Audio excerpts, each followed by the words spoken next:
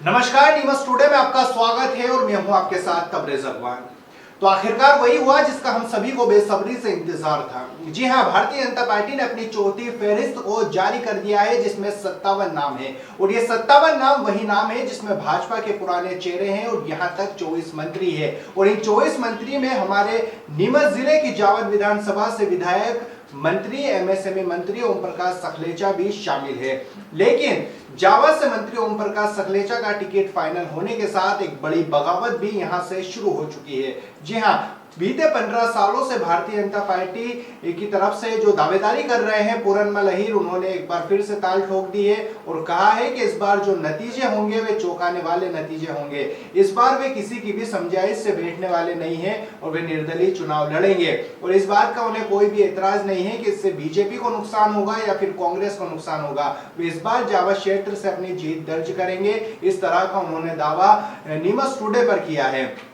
आपको बता दें कि भारतीय जनता पार्टी की ये चौथी फहरिस्त ऐसे समय पर लागू हुई है, ऐसे समय पर जारी हुई है जब चुनाव आयोग ने एक तरफ प्रेस कॉन्फ्रेंस की है और बताया है कि 17 नवंबर को मध्य प्रदेश में मतदान होगा। तो इसके साथ ही 3 दिसंबर को जो है वे नतीजे आएंगे। इसके साथ ही 5 राज्यों की भी घोषणा की गई है और इसके बाद ही बीजेपी ने अपनी चौथी फहरिस्त को जारी कर दिया है जिसमें सीएम शिवराज सिंह चौहान का भी जिक्र है कि वे बुधनी से विधानसभा चुनाव लड़ने जा रहे हैं। इस बार ये सबसे बड़ी बात निकल कर आई है कि भारतीय जनता पार्टी अपने पुराने दिग्गजों को ही, जो खासकर मंत्रिमंडल में शामिल थे, मंत्री थे, इसके साथ ही जो पुराने चेहरे थे उन पर ही एक बार दांव आजमा रही है। लेकिन सबसे बड़ी बात ये सामने निकल कर आई है कि जब ये 57 नामों की जब सूची जारी हुई है तो भारतीय जनता पार्टी ने नीमच और मनासा के लिए अपने हाथ को रोक लिया है। ये एक बड़ा पेंच जो है वे नीमच और मनासा में फंसता हुआ नजर आ रहा है।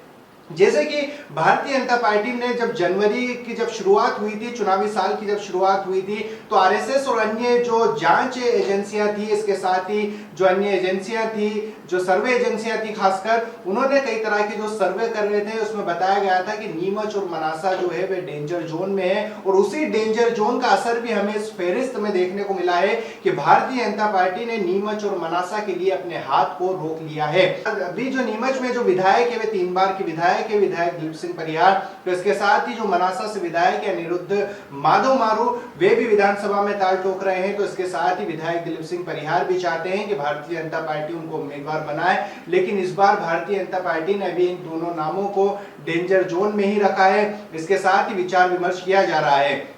आपको बता दें कि नीमच में जो प्रबल दावेदार जिसका पूरी तरह से नाम चल रहा था वह है पवन पाटीदार, जो भारतीय जनता पार्टी के जिला अध्यक्ष भी है। इसके साथ ही इससे पहले भी कई तरह की जो मीडिया रिपोर्ट्स है उनमें लगातार अटकलें लगाई जा रही थी कि मंत्री ओम प्रकाश सखलेचा, उनको नीमच से चुनाव लड़ाया जा सकता है, लेकिन भारतीय जनता पार्टी ने उनको जावद से ही मौका दिया है और भारतीय जनता पार्टी के जो मंत्री है, मंत्री सखलेचा, वे भी जावद क्षेत्र में ही लगातार डटे हुए थे और लोगों से लगातार संपर्क में बने हुए थे, लेकिन जावद से ही उन पर विश्वास जताया गया है। अब नीमच को लेकर एक बार फिर से पेच फंस गया है कि यहां से वे टिकट एक बार किसको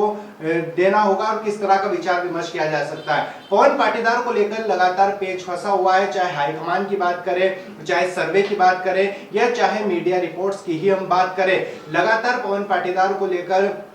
इस तरह की अटकलें लगाई जा रही है कि विधायक दिलीप सिंह परिहार का टिकट कहीं ना कहीं कट सकता है। इसके साथ ही बात करें हम विधायक अनिरुद्ध माधव मारू की, तो उनके सामने जो पूर्व में विधायक थे वो पूर्व में गृह मंत्री भी रह चुके हैं, कैलाश चावला विधायक थे।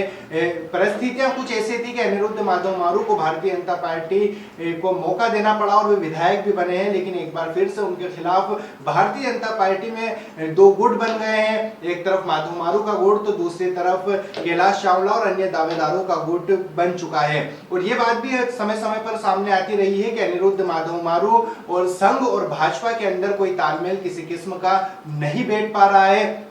तो इसको लेकर एक बड़ा फेरबदल भी हमें देखने को मिल सकता है। ये एक बड़ी बात जो है वे निकलकर सामने आ रही है। मनासा और नीमच सीट को लेकर जो हाईकमान है वे पशुपेश में है और सबसे बड़ी बात ये निकलकर आ रही है कि इस पूरी सर्वे रिपोर्ट्स के अंदर, पूरे टिकट बंटवारे के अंदर केंद्र का सीधा सीधा दखल है। इस वाले मामले में जो मनासा है और नीमच है, इसको लेकर लगातार पेच फंसा हुआ है। अब देखना होगा कि पवन पाटीदार हो, चाहे कैलाश चावला हो या मनासा से ही विधानसभा दावेदार राजेश लड़ा हो, इनमें से भारतीय जनता पार्टी किस पर अपना दाव आजमाती है या फिर पुराने चेहरों को ही किस्मत आजमाने का मौका मिलता है,